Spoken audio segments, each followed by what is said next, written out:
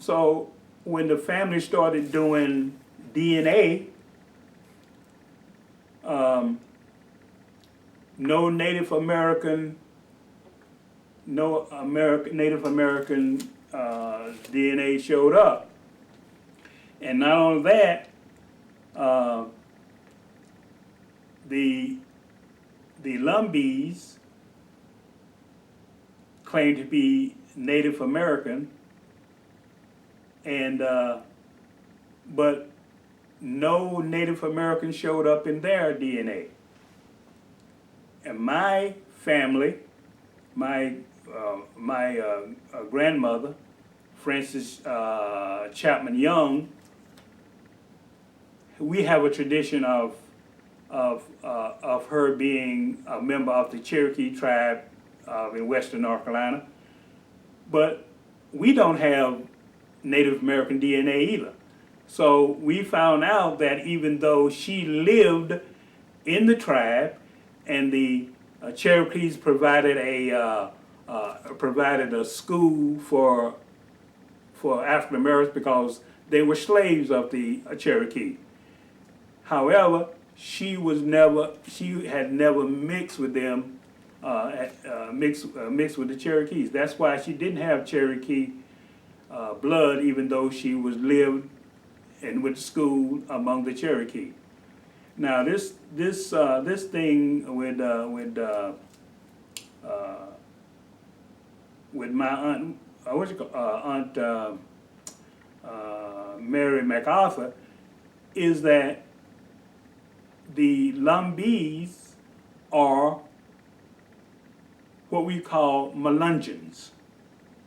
And Melungeons, they are African people who first came to America in 1526 at the mouth of the Pee River with Elion. There was a colony been settled there, and these people revolted and joined the Indians and ran away. The Spanish just turned around and left them there.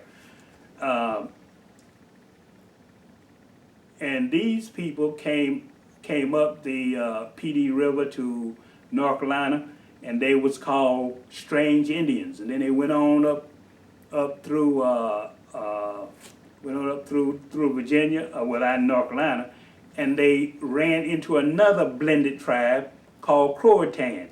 Now the Croatans is a blended tribe because they blended with Sir Walter Raleigh's Lost Colony. And then they continue to go on up, and they passed the Jamestown settlement in Virginia, and the people at Jamestown thought they were just another Indian tribe. And then they came back down south and they settled in the Cape Fear Valley and Robeson County and those counties in that area, and that's where white people found them. But there's a strange thing about that. They did not speak any native Indian language. They had English names, the same names that were at the Lost Colony in Roanoke there, and they called themselves Croatans. So historians automatically believed that they were Croatan Indians. But then in 1835, the state of North Carolina declared them free Negroes. That caused the problem. Well, anyway, they decided that they weren't, that they were free Negroes. And another thing is, they said, no, we are not Negroes. We don't want to be classified as no Negroes. We are Croatans. We are Native Americans. Well, so in 1865, the black schools started being built and everything, and the state of North Carolina expected them to go to the black schools, and they said, no, we are not going to school with these people, because we are not Negroes. We are Indians, and they did not actually officially attend African American schools until 1887. That happened to be the year that the state of North Carolina decided to build a school for Indians at Pembroke, North Carolina. It's called Pembroke State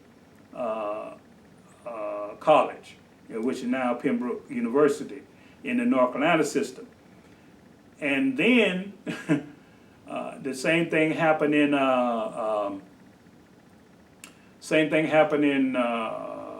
Granville County. The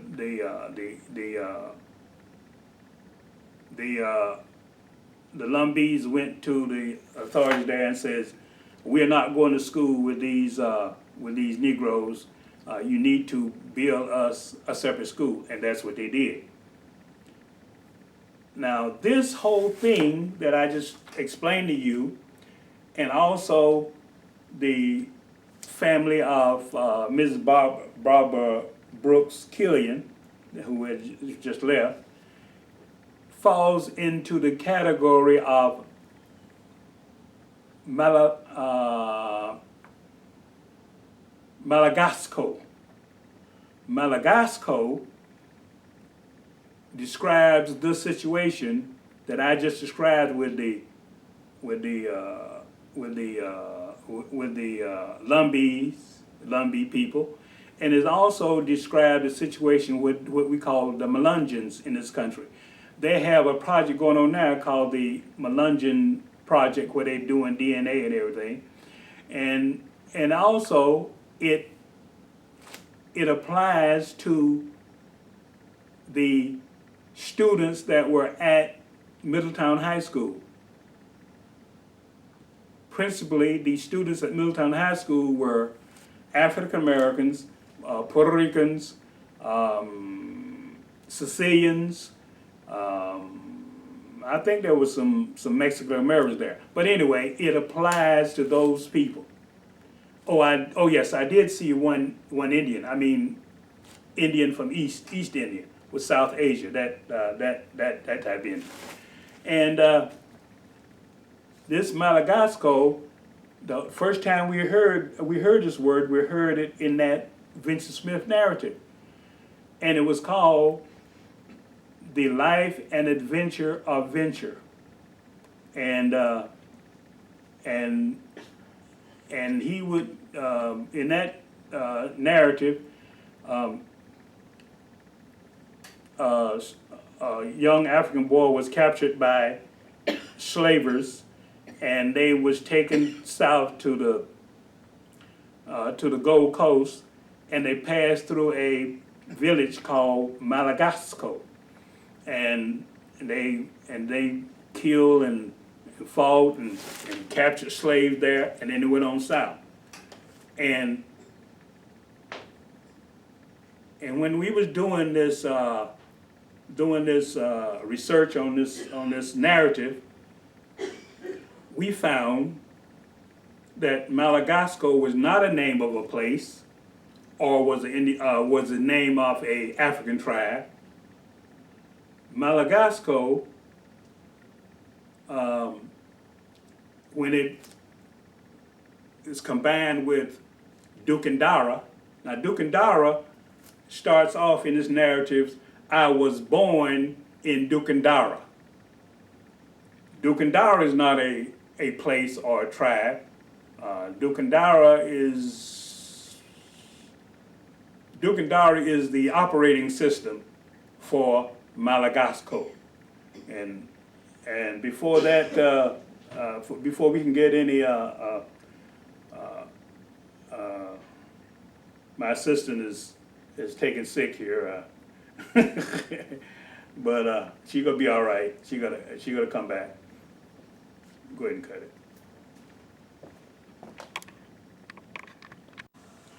I'm back, and now this thing is getting complicated, so I'm just gonna have to read more of it than anything else.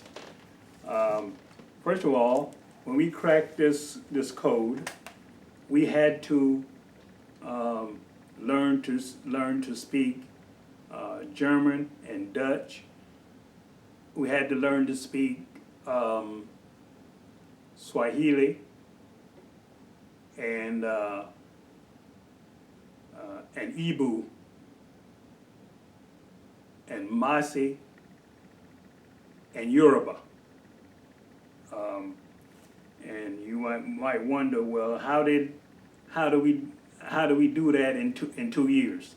Well, I started learning these languages in 1974, but then when we was doing the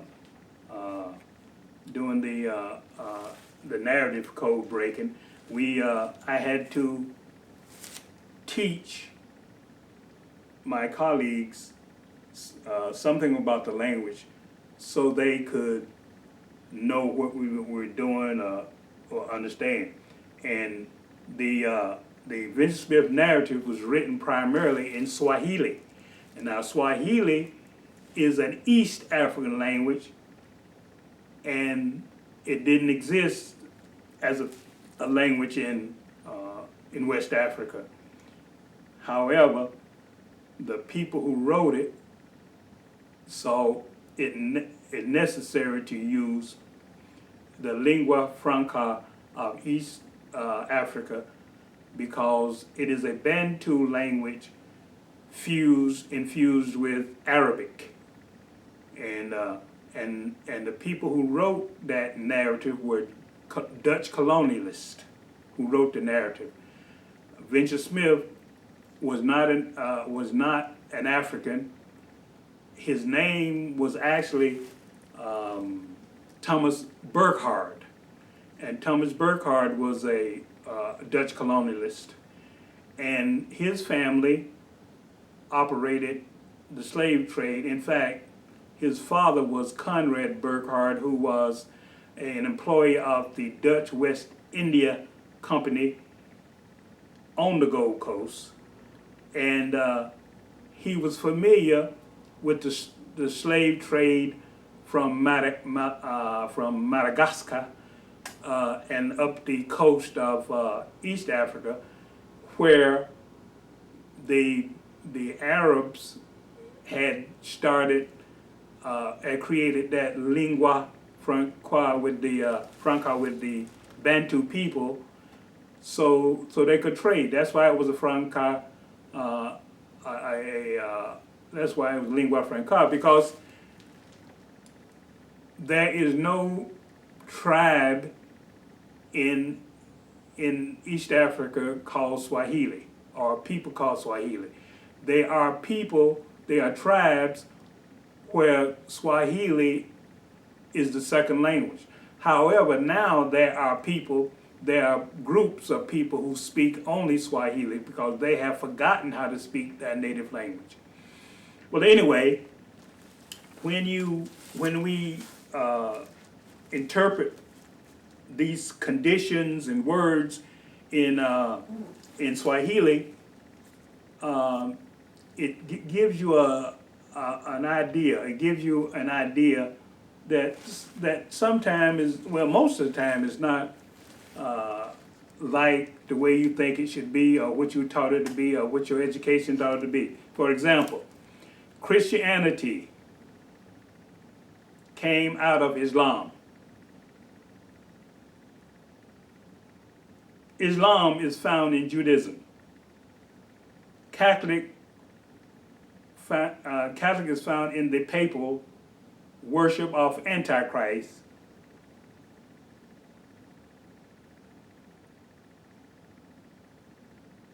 Brochure found in Hinduism, Antichrist.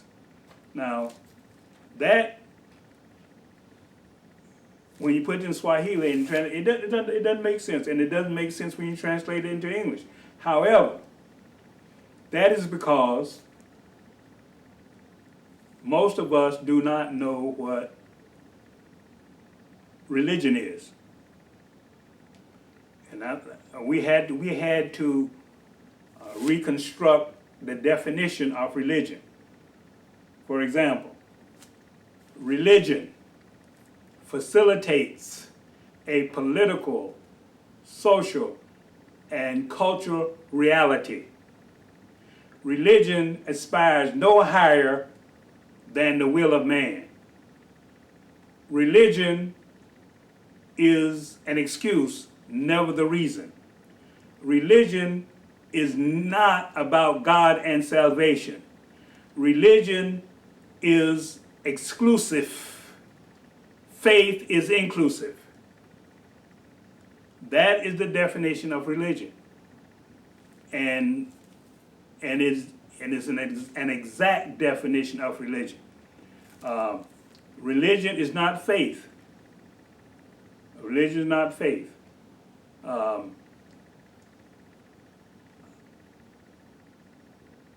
And we also found that that Brotier, who was supposed to be Vincent Smith, who turned out to be Thomas Burckhardt, they made all this stuff up. This all made this stuff up, but they made the actual events up. They just put the name there, but the actual events turned out to be something that really happened in history. For example, this Brotier, he starts off by saying, "I was born in Dukandari. My father was Sagna, the Prince of Dukandari, and he said I was born in Dukandari." But the thing in that case, Brotier, since I speak German and Dutch, Brotier is a Dutch name. Brotier comes from the German Bruder, and it comes from the Dutch Boer, B-R-O-E-R and B-R-U-D-D-E-R. And Brotier said, "My father gave me that name." No traditional African would give give his son, his firstborn son, a foreign name like that, especially those who was enslaving his people. So that's the end of that. And also, in Dutch, brother means one that you can depend on, somebody you can trust, and definitely, definitely in that Vincent Smith narrative, they couldn't trust those Dutch, and also and there was one case where Brotier's slave master was bragging to his father about how true and loyal he was. That is called wishful thinking on the part of a slave master on his slave, that he can trust his slave and all this, the slave is faithful and all this whole kind of stuff. Because of incidents where Brotier had a key to his trunk with all his valuables in it, and he refused to give it up to his father. And then well, anyway, if you want to know something about the narrative, just Google it online, and you can either get it on YouTube, just plain Vincent Smith, and it'll give you a video, and it'll give you an audio book right there on the chart, and then you would know what the thing's about. And in the narrative, Brotier said he was brought through Ananabo. Now, Ananabo is British, and it was at a town created by the Fanti people before the Portuguese got there and built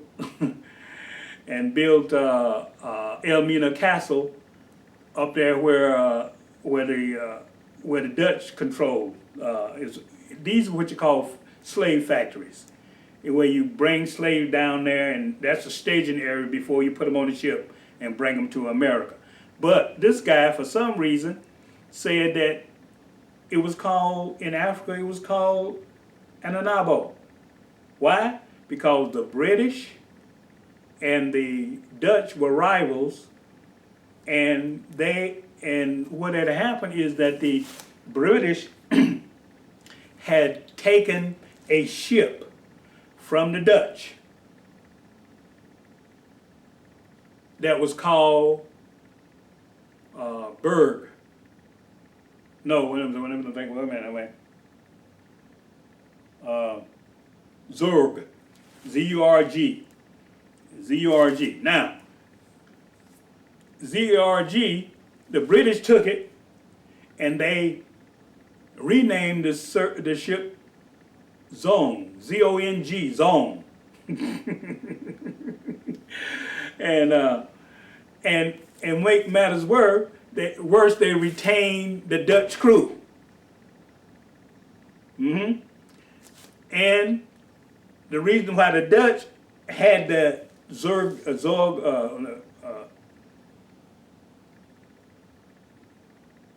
the ship before is that they were accused of mistreating slaves in the Atlantic slave in the Middle Passage. So they launched this ship to show the people that they were not mistreating the slaves, because that word in Dutch means care, C-A-R-E. So, you know, all that kind of stuff. But then when the British took it, there was a captain by the name of Luke Collingwood, who got a ship for one time, one voyage, from the Gold Coast to Jamaica. Well, cut the story short, he was a mass murderer. He killed 133 slaves, captives on that ship, by throwing them in the ocean. And then when he got to Jamaica, he put in a claim with Lords of London, where they were the country insurance company, said he made he got a business loss, and the company wouldn't pay off. The insurance company wouldn't pay off because they saying that he didn't have to throw them people in there. He told them that that he had to throw them in there because they run out of food and all this whole kind of stuff and all that kind of stuff. Yet they got to Jamaica with 100 gallons of water. You know. So, but anyway, the insurance company didn't pay off. But the thing of it is, it started floating around in the world, in the maritime world, that it was a Dutch ship. They associated the Zurg with the Zong, and it was a Dutch ship, and the Dutch. So that's why you got this thing that the Dutch saying the slaves were brought to Ananabo instead of El Mino Castle. Okay, and also they made it look like the voyage in the Middle Passage was a sea cruise. Like, this guy supposed to have gotten on this ship, and it was like a cruise. We know about the horrors that happened in the Middle Passage, where they was raping women, beating them, and all that kind of, and all that, and people dying and all that kind of stuff. None of that. The only thing he mentioned was that a third of the passengers died from smallpox. But as far as the Middle Passage across Georgia, we know about the horrors of the Middle Passage. They throw so many people in the ocean until sharks used to follow the ships all the way across the ocean, waiting for the food to be thrown in there to them. So, but anyway, let's leave that. Let me find something else in here.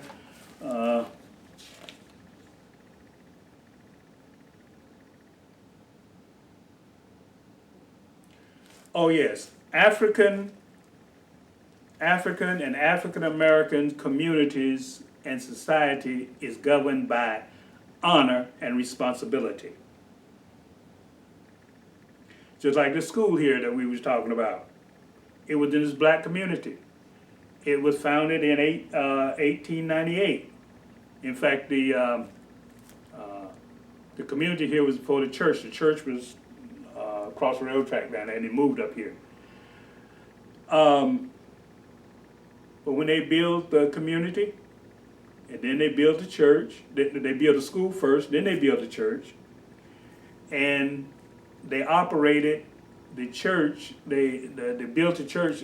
This man, this Andrew Link that Mrs. Foster was talking about. He let these people build the church and the school. He was a farmer. He had a store. He had a sawmill. He had a brickyard. And what he would do, he would come and build these buildings and houses in this community. And he would let the people, when they get the crops back, or they would borrow fertilizer and all this crop and this other thing, and they plus they had to buy their clothes and all that kind of stuff. And he let them pay him back by working, building the buildings and the houses in the community. In other words, he paid them 50 cents a day towards their bill. So that's the way this church was built. Plus, he was the contractor too, because he provided the lumber, to build it, and all that. Well, we don't need to go into deep in that because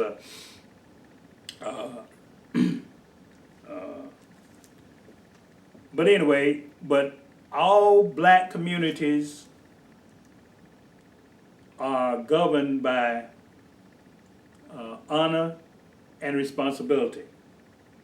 Now, Mrs. Foster's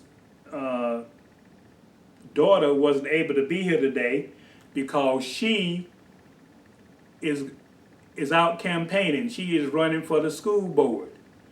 And guess what? All politicians must campaign on honor and responsibility. And all politicians must act with honor and responsibility. And that they ain't doing that. This thing going on up there in Washington, D.C. about this confirming this judge, this Supreme Judge, what's his name? Kavanaugh. It shows that the Senate and the Congress, they are not acting with honor and responsibility. Okay? And also in their actions and what they're doing and their procedures and all this kind of stuff, it must have honor and responsibility. Now, there were a couple years in 1991. Anita Hill came before this group, and they definitely did not treat her with honor and responsibility, and they didn't act with honor and responsibility. It was complicated by the fact that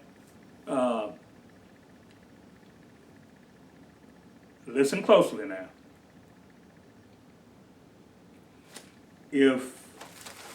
If anything done bad to any woman, it is always in defense of some man's honor who has abdicated his responsibility. It's the case with Anita Hill.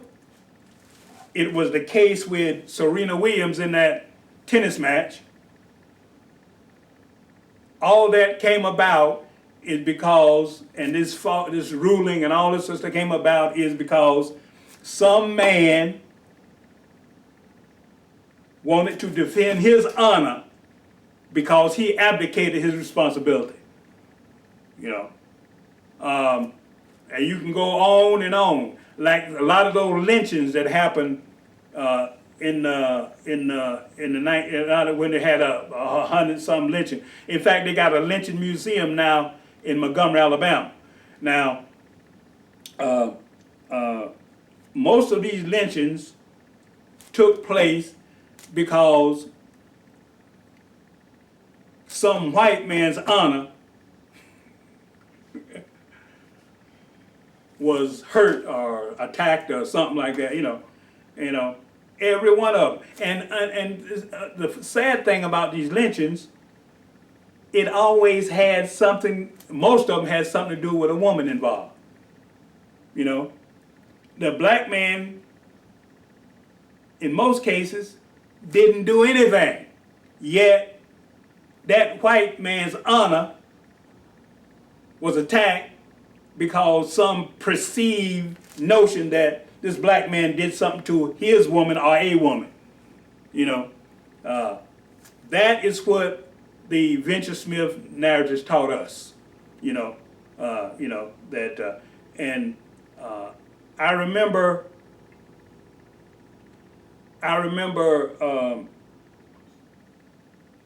that W. Du Bois, when he was at Atlanta University, he came out of Atlanta University, and this guy, it was called Sam Hose, he had been lynched. And W. Du Bois came out of Atlanta University, and he was going down to the Atlanta Journal to talk to a guy named Joel Chandler Harris. And when he was going down there, he found out that this lynch mob had cut off Sam Hose's fingers, toes, his genitals, his ears, and all this kind of stuff. And then they burned the body alive. And then they took the parts and had them on display in the stores, in Atlanta. And so Du Bois, when he found that out, he ran back in Atlanta University, back on the campus there. Now, where was the honor and the responsibility violated in this case? Well, Sam Hose worked for this guy, and he asked his employer that he wanted to get off to go visit his mother. And this guy said, "No, you ain't going nowhere. You lazy, you won't work, and all this kind of stuff." And this guy, and he was cutting wood. Hose was cutting wood, and they had an axe, right? And this guy pulled a gun out and was gonna shoot Hose, and Hose threw the axe, and it hit him in the head and killed him. Now, the word got out that this black man had done attacked this man, done killed this man, all this kind of stuff. And the lynch mob, somebody in the lynch mob says, Sam Hose raped his wife and killed him. And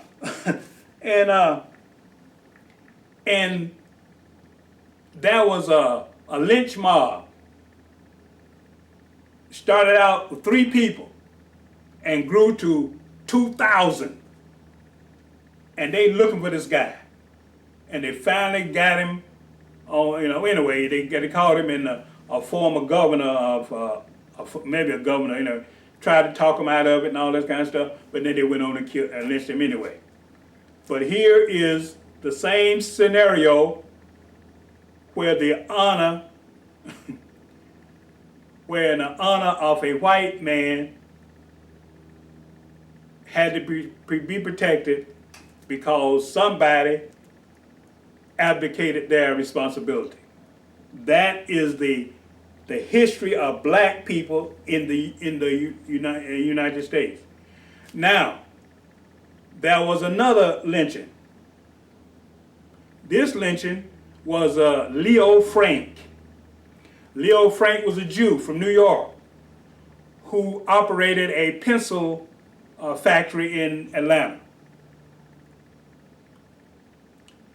And there was a white girl that was working in there, 13 or 12, whatever she was, and they found her dead.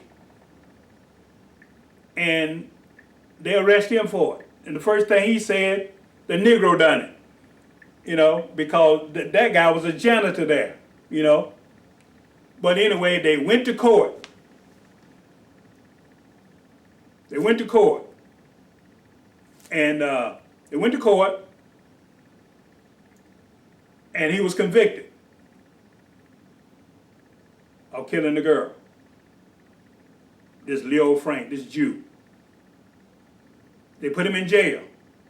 The mob broke into jail and lynched him. Now, the Jews of the United States got a problem. These white people turn on us.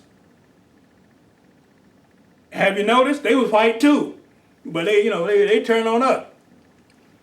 So they said, what we gonna do? So they founded an organization called the NAACP, the National Association for the Advancement of Colored People, so they could hide under cover by protecting colored people, rights of colored people. But first they had to redefine color because Jews are white, all right? So they redefined colored to mean I am not Anglo-Saxon, white, and Protestant. So that's why we get that definition of colored in NAACP. Now, I know what you're saying. Oh, W. Du Bois and his group started the NAACP. No, the W. Du Bois started an organization called the Niagara Movement. And the Jews of the NAACP partnered or absorbed, or how you want to say it, this movement, and it looked as if, and black people said the NAACP was started by the NAACP and it was an integrated organization. No, it was started by the Jews, and the Jews controlled the operation from 1909 until 1975. Now, where's the honor? Now, you know where the honor and responsibility came in that scenario. Okay. Now, something else. W.E. Du Bois is the great-grandson of Tom Burkhart.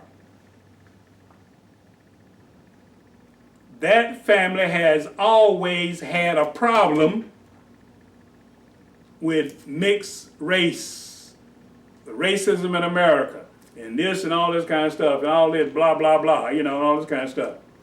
And it came up through their family because W.E. Du Bois was born in 1868 and died in 1963, and he wrote something called Soul of Black Folks.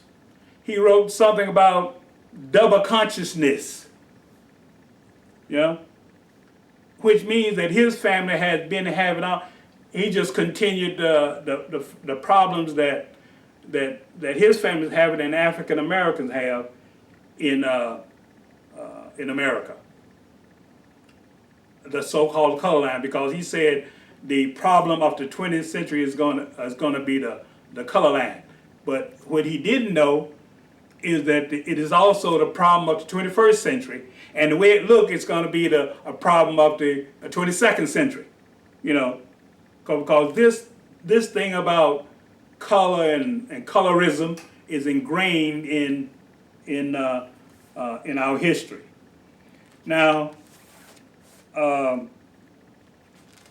let's give a definition of explain definition of Madagascar. Madagascar definition. Madagascar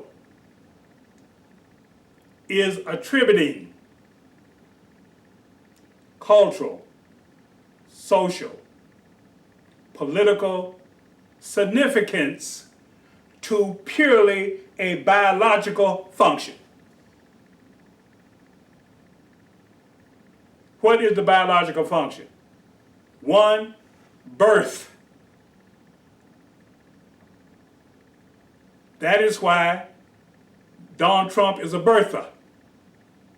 He's attributing the way people act, the way the political aspects and all this to based on biological function, which is birth.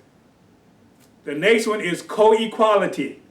Co-equality means that every human being is born equal. All human beings are equally human. Now, if you treat somebody in a social way, a political way, or some cultural way, based on whether the person is equal or not, or whether the person is a biological function, okay? You understand? And of course, genetic inheritance. Genetic inheritance is tribe. Now, do you hear what I said? Genetic inheritance is not tribe.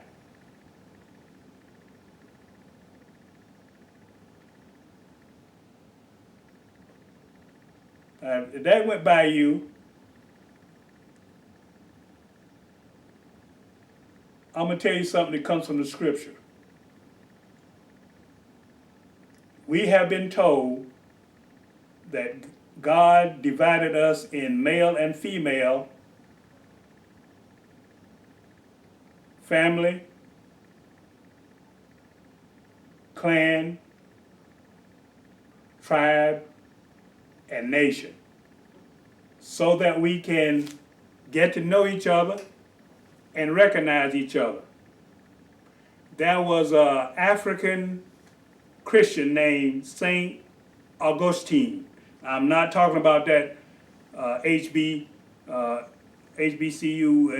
in Raleigh. And he said, nation is the will of the people.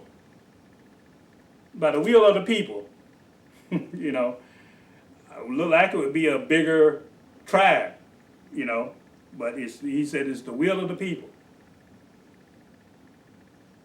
And then he went back and said, family, you understand family, the basic unit of society, basic unit of humanity. And then he said, clan is community. And then he said, tribe is ethnicity. Okay? And by community, it is the people who live around you in close proximity to you.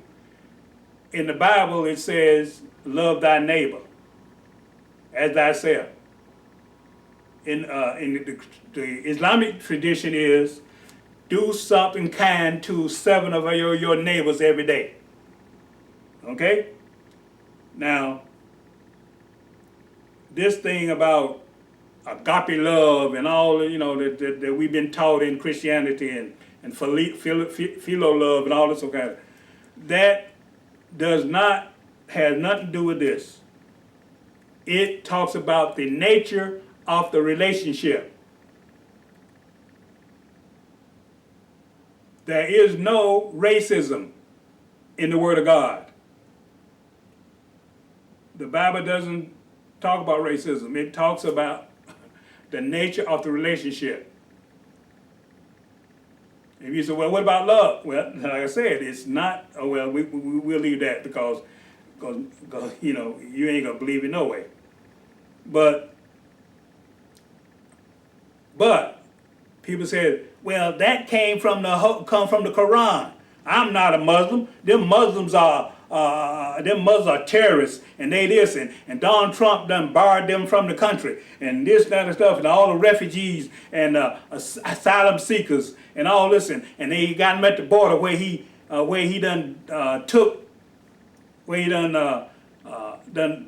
arrest them and won't let them come across the border against American law, and he's taking their children and putting them in jail and all that kind of stuff. Yes, that's true. But it's true according to the Bible. there's somewhere in the Bible that was the guy named Sessions was down there quoting. You know, that was the wrong verse. The verse should say, you are instructed to treat refugees, asylum seekers, minorities with the same justice that you require for yourself. That's Bible. Jeff Sessions should have read that verse instead of spouting that other one. How else would his church condemn him for saying that? Okay. But get back to since you don't like Islam and Muslims, the Bible says you have been told that we are one blood, one faith, and one baptism, which is what you call it in computers? Windows? Operating system. That is the operating system for the tribal and clan stuff and all that kind of stuff. Well, anyway, do you have any questions? No, I don't. Why? You always knowing everything. You always telling me what I'm wrong and with doing all this other stuff. You and Ola May, and now all of a sudden now you ain't got no question. I don't have any questions at this point. Oh! At this point, in other words, it's coming. Pretty sure of that. Well, I tell you what, I'm gonna run through something right here, right quick, and then we're gonna close it out. So in other words, you got about 15 more minutes or something like that.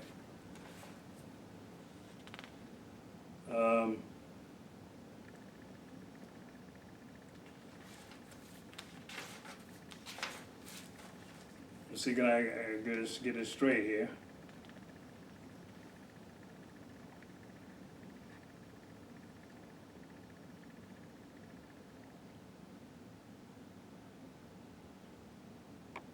Okay, let's do a review.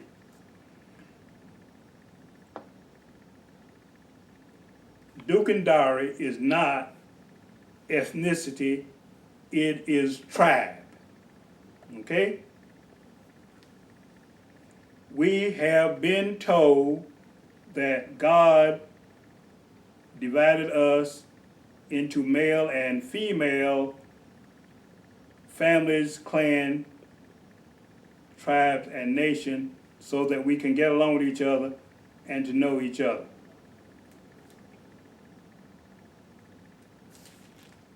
Clan is community.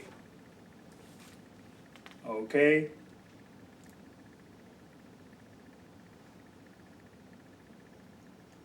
Hate the person, not the policy. That's the Barack Obama syndrome when he was president of the United States. And in the midterm election in 2014, these people went to the polls and they voted against Barack Obama and didn't consider his policy. And now, this is straight out of slavery. And the reason I say it's straight out of slavery is because on the slave plantation that is over in Timothy, they say God did not give us a spirit of fear, but of power and love and a sound mind. These wicked people re-engineered that by giving them a God that would give them fear, what made hopelessness and helplessness and made love to hate, and they was prone to inappropriate behavior. Now, that hate was explained in the Willie Lynch letter, that the hate was not against the slave master who was imprisoning you, was enslaving you, it was against other slaves on the plantation. Okay? And,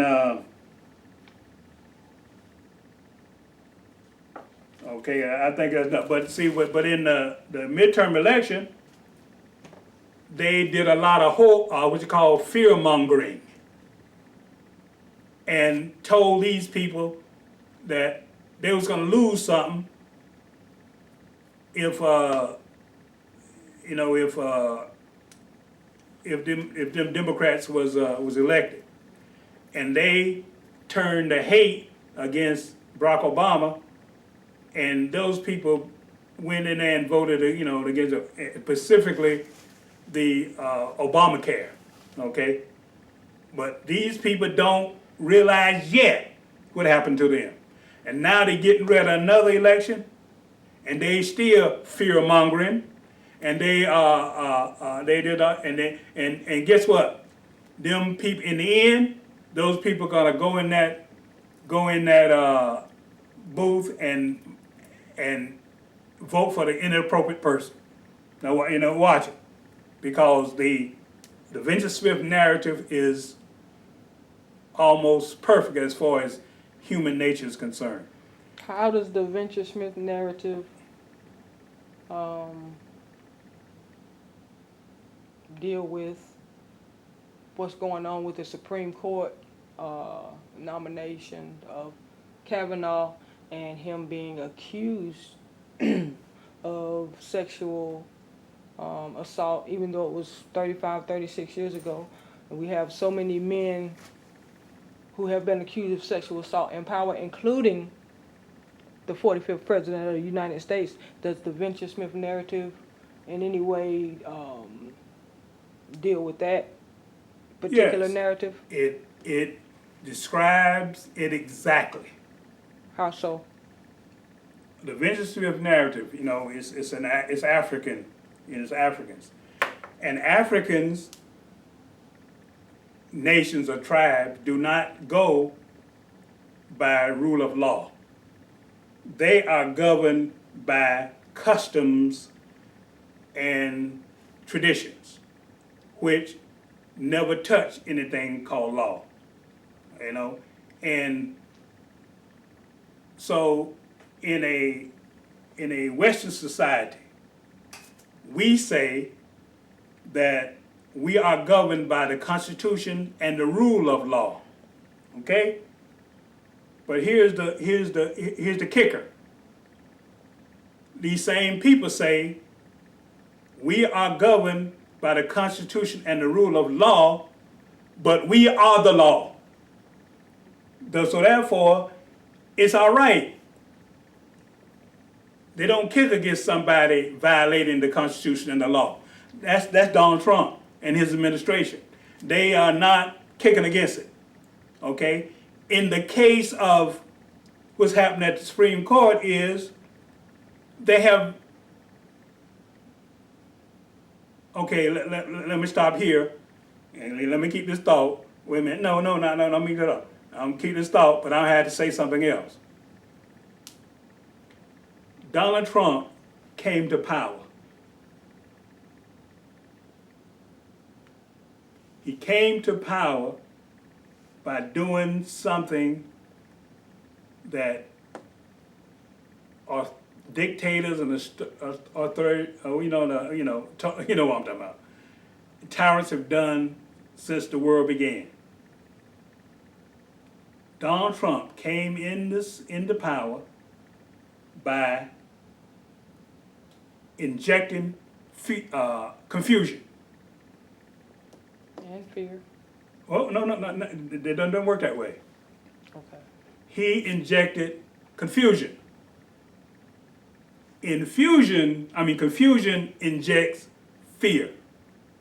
Fear injects hate. Hate injects hurt. And hurt causes inappropriate behavior. Okay, now let's go back. Okay. Because the American society now is corrupt from the top down, this hearing, remember, this is a hearing to seat a person on the Supreme Court, okay? Which is a lifetime. Okay, because everything is so confused and all this kind of stuff, they turned that into a trial where the guilty one, or the accused guilty one, now has become the defendant. And the accuser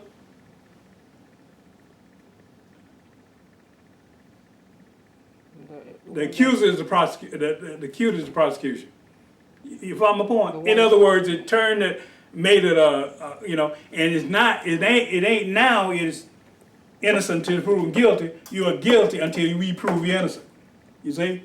And that would apply to the accuser of the Supreme Court nominee. Is that what you're saying? That's right. In other words, the Supreme Court nominee is assumed to be innocent. And the and what's her name? Anita Hill. That was in '91. Okay, it's the same now. The doctor. Okay, 90 and Anita Hill. Lacey Ford, her name. You're right, Lacey Ford. 91. Anita Hill went before that, and she became the what? She became the victim. The perpetrator. I mean, yeah, you're right. You see what I'm saying? She was the one. She was the one harassing Clarence Thomas. Clarence Thomas. You see, everything is turning around. Good is bad, bad is good, and all this all kind of stuff. And you know that thing I gave you a few ago about everything happen bad to a woman is to defend the honor of some man. Mm-hmm. That's the same thing. You know, that's the same thing. And they are saying, we don't want to do this, we won't do it this way because of we might lose the election at the turn, what they call that kind of stuff? Midterms. The midterms. Make no difference what comes at the midterms. You know, like I gave that thing, that was called. The next day after the election, we will have lost our republic. America will never be the same again. We will have something called an oligarchical monstrosity, pretending to be a democratic republic. Yeah. Okay, did that answer your question? It did. Thank you. I'm glad you agree with me because I didn't want to go over that mess again. Okay. All you have to do is pay attention because that's exactly what's happening. Let me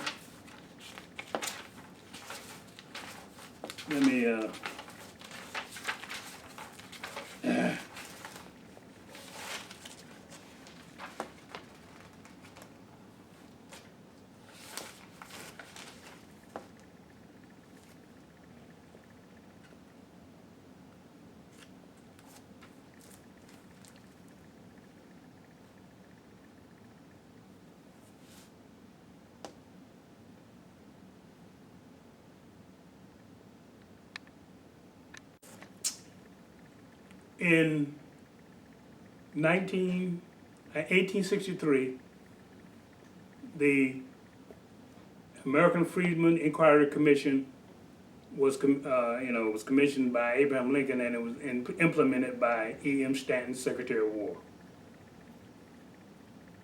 The idea was to help slaves transition from slavery to freedom. But in that, they had a commission where people went and testified and this and that and the whole deal. And this is what happened.